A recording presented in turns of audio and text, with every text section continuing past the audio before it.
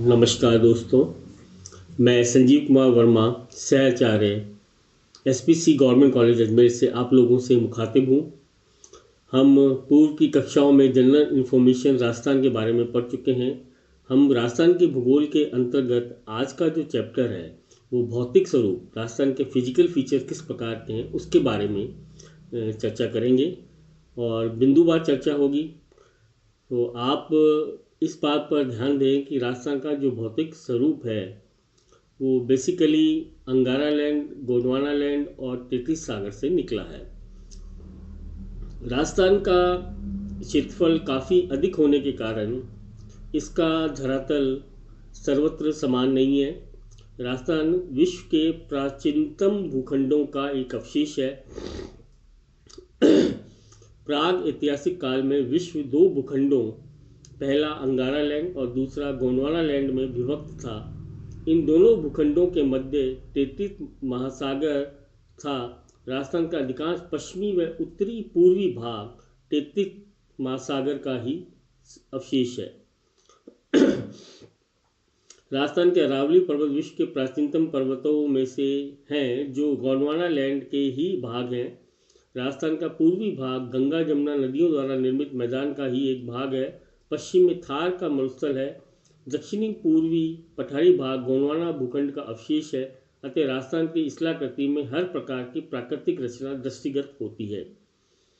जहाँ तक राजस्थान की प्राकृतिक रचना का प्रश्न है, संभवतः ये दो प्रकार की है। पहला, राजस्थान के अरावली पर्वत एवं दक्षिणी पठारी भाग गोंडवाना लैंड के भूभाग हो सकते हैं, क्योंकि इस गोंडवाना लैंड का ही एक अंश विलय होकर उत्तर की ओर खिसक गया था, जो अब दक्षिण के पठार के रूप में भारत का एक भौतिक भूभाग है।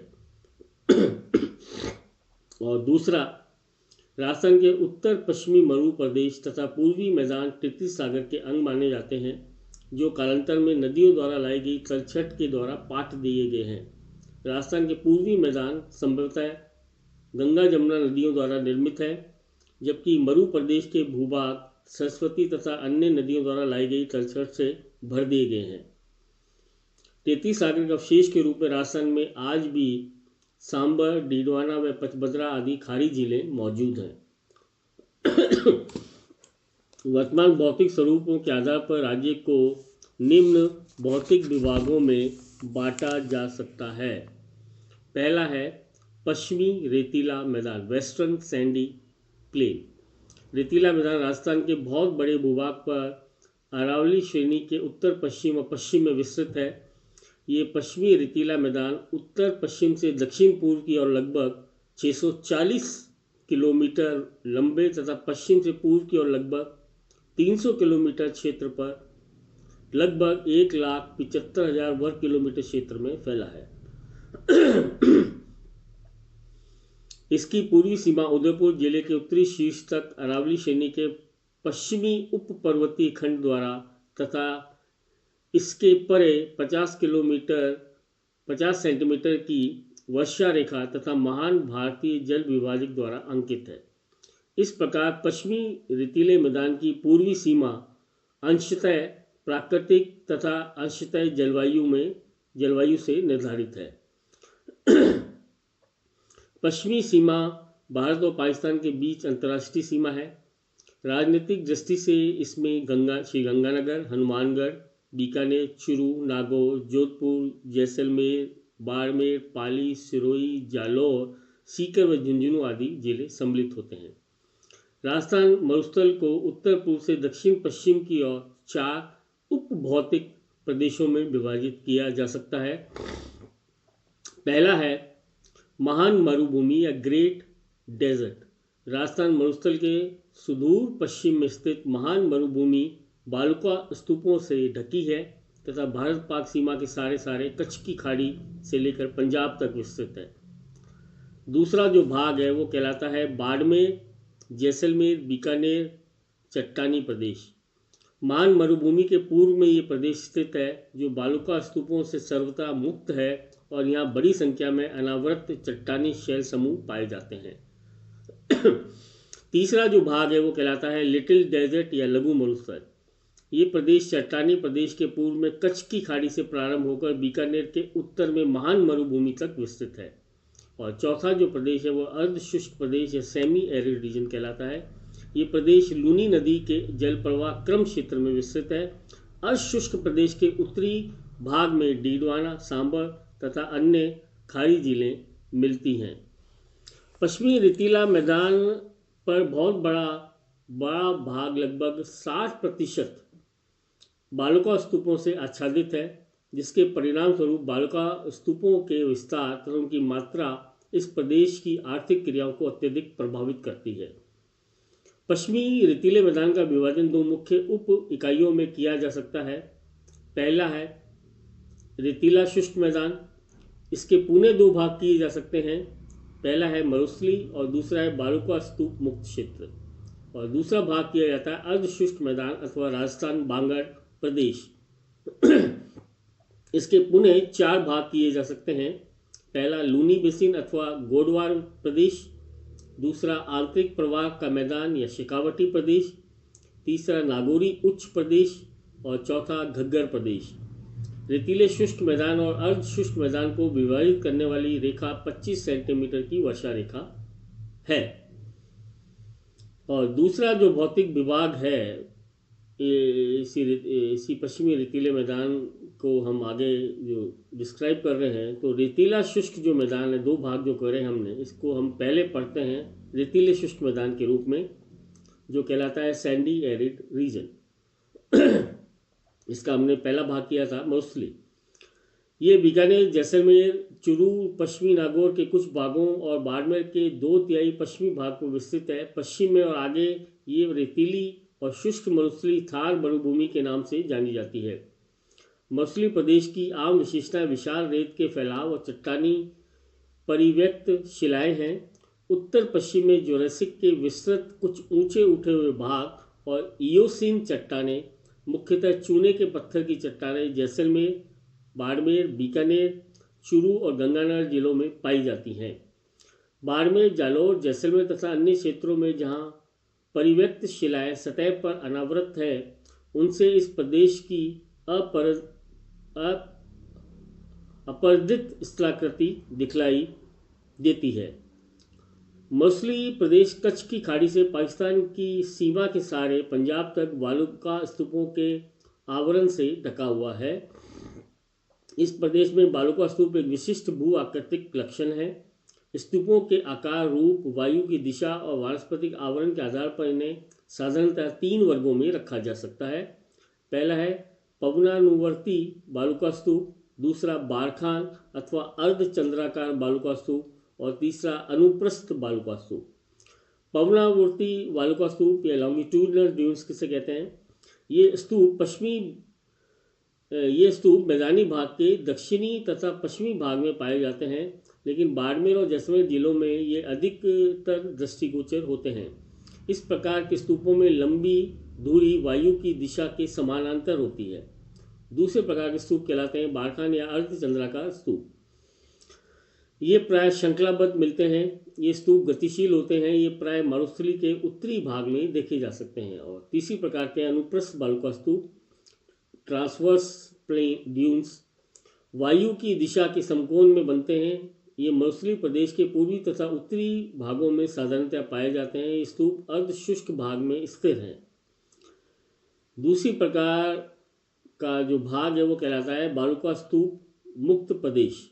मरुस्थली से लगा हुआ समीपस्थ भूभाग बालुका स्तूप मुक्त प्रदेश जैसलमेर के चारों ओर लगभग 65 किलोमीटर क्षेत्र पर पोखरण तहसील के आधे भाग पर, फलौदी तहसील के पश्चिमी और दक्षिणी भागों पर फैला है।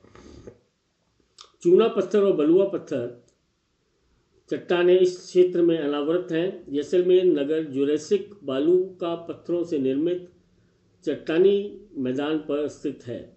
जैसलमेर के उत्तर में तथा पोखरण के दक्षिण में जिन्हें या रन्स के नाम से पुकारते हैं, कई प्लाया झीलें बेसिनों में मिलती हैं। दूसरी प्रकार का जो मैदान है राजस्थान का बांगड़ अथवा अर्धशुष्क मैदान कहलाता है। अरावली के पश्चिमी किनारे से रेतीला शुष्क मैदान की सीमा तक लगभग 75,000 वर्ग किलोमीटर क्षेत्र पर राजस्थान का बांगड़ अपना अर्ध शुष्क मैदान का विस्तार है। इस क्षेत्र के उत्तर में घग्गर नदी का क्षेत्र है, उत्तर पूर्व में शेखावटी क्षेत्र है, दक्षिणी पूर्वी भाग में लूनी नदी अपनी कई सहायक नदियों के साथ यहाँ फैली है, जिसमें जोधपुर में बाड़मेर जिलों के अधिकांश भाग तथा पाली, जालौर और सिरोही जिलों के पश्चिमी भाग स्थित हैं। इन्हें पुनः 4 लघु भू आकृतिक विभागों में बांटा जा सकता है। पहला है लूनी बेसिन या गोडवार प्रदेश। अजमेर की दक्षिणी पश्चिमी अरावली श्रेणी से लूनी नदी निकलकर दक्षिण पश्चिम की तरफ बहती है, जिसमें अरावली के तीव्र उत्तर पश्चिमी ढालों पर बहने वाली कई छोटी छोटी नदियाँ इसके साथ बाएं किनारे पर आकर मिलती हैं। लूनी तथा इसकी सहायक नदियाँ जोधपुर जिले के दक्षिणी पूर्वी भाग पाली, जालौर और सिरोही जिलों में बहती है। लूनी अपवास क्षेत्र या कैचमेंट एरिया करीब 34,866.4 वर्ग किलोमीटर के अलावा पश्चिमी राजस्थान का सभी बाकी क्षेत्र आंतरिक प्रवाह का क्षेत्र कहलाता है। लूनी नदी उसकी सहायक खारी व जवाई नदियों के दक्षिण की ओर के स्थलाकृतिक ये इंगित करते हैं कि प्रारंभिक भू आकृतिक क्रियाएं जलोढ़ थी, जिन्होंने इस क्षेत्र की परतदार चट्टानों को काटा है, परंतु वर्तमान में वायु क्रियाएं अधिक प्रभावी हैं। दक्षिणी पश्चिमी हवाओं ने जलोढ़ मैदानों और पहाड़ी ढालों के विपरीत बालू का जमाव कर दिया है। ला टच पश्चिमी राजपूताना की बालू का वर्णन इस प्रकार करते हैं। ये बालू दक्षिणी पश्चिमी अक्षांशों के द्वारा लाई जाती है। वह झाकड़ प्रदेश वर्ष के अधिकतर महीनों में रेगिस्तान के आर पार चलते हैं तथा ये भूमि पर अतिक्रमण कर चुके हैं। कोई भी जिला इनसे मुक्त नहीं है और साथ ही साथ सिवाय उन क्षेत्रों के जो अरावली क्षेत्रों के पदीय भागों में स्थित है, अर्थात उन क्षेत्रों में जो अनेक छोटी छोटी नदियाँ पहाड़ी क्षेत्रों में नीचे उतरती हैं। यद्यपि उनमें जल वर्षा की थोड़ी अवधि में ही बहता है, लेकिन ये उस बालू को जो उड़कर उसमें आ जाती है बहा सकने में सक्षम होती है। इस क्षेत्र की स्थलाकृतियों में पहाड़ियाँ, तीव्र ढालों वाली तथा विस्तृत कांपीय मैदान मिलते हैं। पश्चिमी कांपीय मैदान और पातगिरी के दक्षिणी भाग पर वायु द्वारा लाई गई बालू के जमावों से ढके हुए हैं। इस क्षेत्र में लूनी की 2 मुख्य सहायक नदियाँ खारी व जवाई बहती हैं। ये धाराएं अधः स्तरीय चट्टानों की गुंबदीय संरचनात्मक प्रकृति के अनुसार बहती हैं। अरावली श्रृंखला के पादीय और लूनी नदी के बीच का क्षेत्र काफ़ी उपजाऊ है, लेकिन पश्चिम में और आगे कांपीय दोमट कई स्थानों पर थार में रेतीली मिट्टी में बदल जाती है। दूसरा जो भाग है वो कहलाता है शेखावटी भूभाग या आंतरिक जल प्रवाह का मैदान। राजस्थान बांगड़ में राजस्थान की उत्तर पूर्वी सीमा तक लूनी बेसिन के उत्तर में आंतरिक जल प्रवाह का मैदान विस्तृत है। इसकी पूर्वी सीमा 50 सेंटीमीटर की वर्षा रेखा से निर्धारित होती है। अरावली श्रेणी इस प्रदेश में दक्षिण से उत्तर तक फैली है, जो इसकी 2 भागों में विभाजित करती है। एक तरफ उत्तर में शेखावटी रेतीले मरुस्थल भूभाग तथा दूसरी तरफ दक्षिण व दक्षिण पूर्व में जयपुर के उपजाऊ मैदान है। इन दोनों के बीच अरावली श्रेणी प्राकृतिक सीमा बनाती है। शेखावटी भूभाग की स्थलाकृति उबड़ खाबड़ बालू के टीलों द्वारा परिलक्षित होती है। यहाँ पवनानुवर्ती बालुका स्तूपों का केंद्रीकरण अधिक दिखाई देता है, जो इस भूभाग की विशेषता है। शेखावटी भूभाग के कस्बों में नगरों के समीप बालुका स्तूपों की संख्या व उनका आकार बदल जाता है। यहाँ बालुका स्तूप बारखान इस प्रकार के हैं, जबकि अन्य क्षेत्रों में पवनामूर्ति प्रकार के हैं। कुछ स्थानों पर निम्न भूभाग में चूनेदार अर्धस्तर अनावृत है। फलस्वरूप कच्चे तथा पक्के कुओं का निर्माण सुविधाजनक है। ये कुएं स्थलीय भाषा में जोहड़ के नाम से जाने जाते हैं। यहाँ केवल एक मौसमी नदी कांतली है, जो भी बालुका धरातल में शुरू में प्रवेश करके लुप्त हो जाती है। इस प्रकार के भूभाग में अंतर्वर्ती जल प्रवाह का क्षेत्र है अथवा नदियों से रहित ये क्षेत्र मिलता है। तीसरा प्रकार का जो क्षेत्र है वो कहलाती है नागौरी उच्च प्रदेश। ये प्रदेश दक्षिण पूर्व में अति आर्द्र लूनी बेसिन तथा उत्तर पूर्व में शेखावटी शुष्क अंतर्वर्ती मैदान के बीच में विस्तृत है। इसकी स्थलाकृति अंतर्वर्ती जल प्रवाह क्रम नमकीनीय झीलों एवं चट्टानों व पहाड़ी धरातल के कारण अपने आप में विशिष्ट श्रेणी में ये मिलती है। ये प्रदेश बंजर और रेतीला है क्योंकि मिट्टी में सोडियम नमक पाया जाता है। पर्वतसर के अलावा कहीं भी पहाड़ियाँ दृष्टिगोचर नहीं है। कुछ छोटी छोटी पहाड़ियाँ नावा तहसील में जो कि अजमेर तक विस्तृत है पाई जाती हैं। नागौर, मंडवा और मेड़ता के समीपवर्ती क्षेत्र बालुका स्तूपों से मुक्त हैं। इस प्रदेश की समुद्र तल से औसत ऊंचाई 300 मीटर से 500 मीटर है। भूदृश्य व कई निम्न गर्तों से ये परिपूर्ण है। कई छोटे छोटे बेसिन जयपुर, जोधपुर, कांठी के समीप पाए जाते हैं। इस प्रदेश की महत्वपूर्ण नमक की झीलें सांबर, डिगाना, कुचामन और डीडवाना है। और चौथा जो लास्ट भाग है रेतील शुष्क मैदान का, वो कहलाता है गग्गर का मैदान।